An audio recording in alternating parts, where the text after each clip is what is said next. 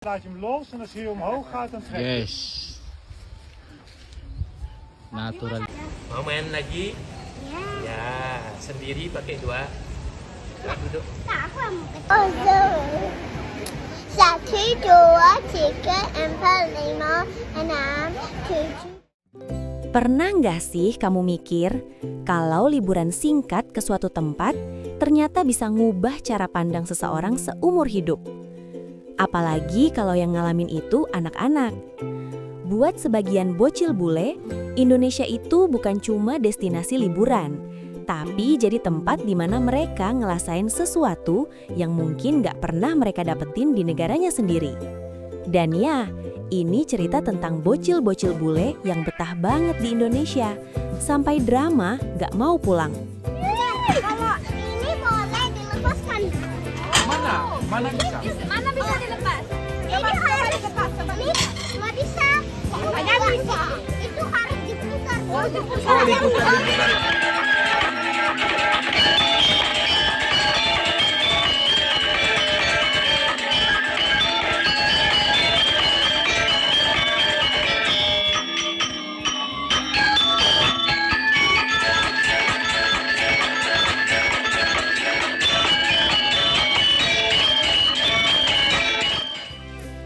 Awalnya sederhana banget.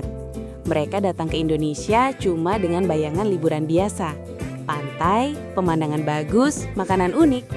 Bali, Lombok, Yogyakarta. Kadang sampai ke desa-desa kecil di Jawa Timur atau Sumatera Barat. Nggak ada ekspektasi besar, nggak mikir bakal dapat pengalaman hidup. Tapi ternyata yang mereka temuin jauh lebih dari itu.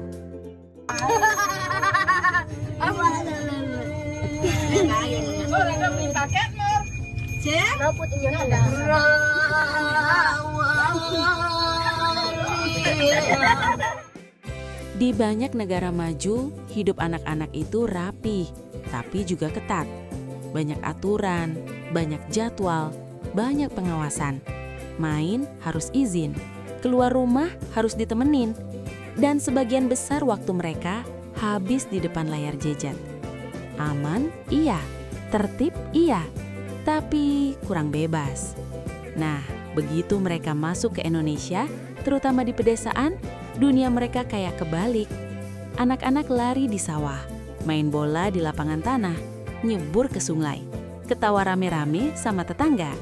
Nggak ribet, nggak pakai jadwal, nggak perlu alasan.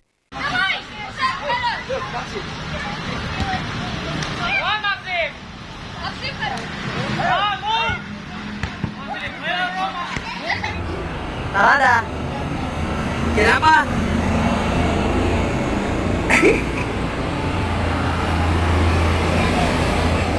Baru mama dan bapak di mana? Ada di rumah kah? Oh, kamu juga mau makan pisang? Lihat klip ini. Hari-hari pertamanya di desa Indonesia bikin dia bengong. Dia bisa lari kemana aja tanpa takut kendaraan, tanpa takut orang asing. Bahkan, orang-orang di sekitar cepet banget hafal namanya. Padahal baru tinggal sebentar. Rutinitas favorit bocil itu simple banget. Sarapan di warung, main layangan sama anak lokal, terus mandi di sungai sore-sore. Hal-hal yang di negaranya hampir nggak pernah dia rasain. Bukan karena nggak mau, tapi karena orang tuanya sibuk kerja. Waktu mainnya terbatas. Di Indonesia, dia ngerasa hidupnya lebih hidup.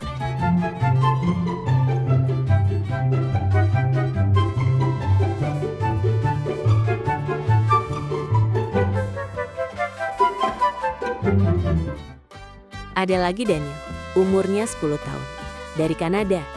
Awalnya dia pendiam, kaku, nggak banyak ngomong. Tapi begitu ada anak-anak lokal main bola, dia langsung diajak, tanpa nanya, "Kamu siapa?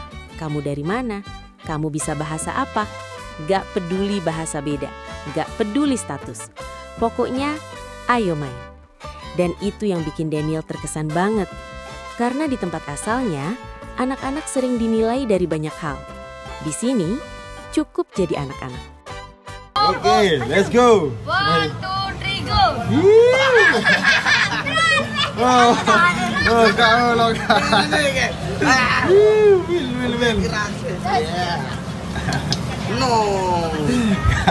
Kalangan pancu. Second sale. Andy's no, Andy's. Andy. This one. Pakai itu mau.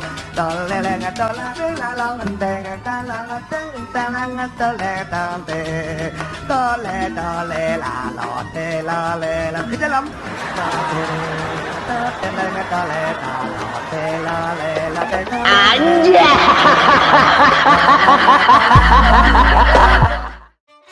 Masalahnya mulai muncul pas liburan mau selesai.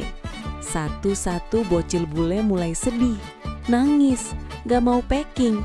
Mereka bukan cuma kangen tempatnya, tapi kangen kebebasan, teman-teman baru, rasa diterima tanpa syarat.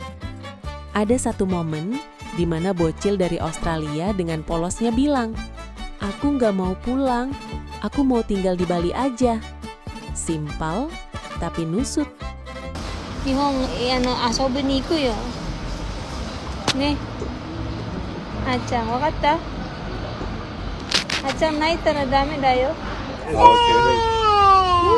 Ikan tolong masuk. Terus sekolahnya gimana? Gak mau sekolah? Next month come back here. Ke kota.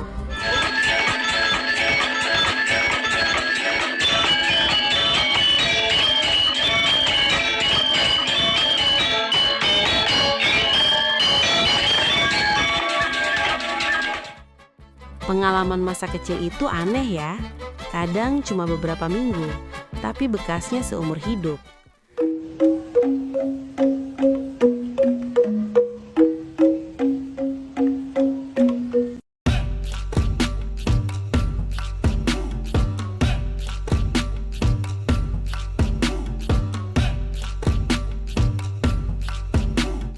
Anak-anak itu melihat dunia tanpa prasangka, tanpa ego, tanpa label. Dan mungkin Indonesia ngasih mereka ruang buat jadi manusia kecil yang bebas dan bahagia. Sekarang giliran kamu. Pernah nggak ketemu anak-anak bule di lingkunganmu? Atau punya cerita serupa? Tulis di kolom komentar. Kita ngobrol bareng. Sing. Awas nih jajan lah. Bamam? Be apa? Kalau kamu suka cerita-cerita tentang kehidupan, budaya, dan sisi manusia yang sering gak kita sadari, jangan lupa subscribe. Karena masih banyak cerita lain yang layak buat diceritain. Sampai ketemu di video selanjutnya.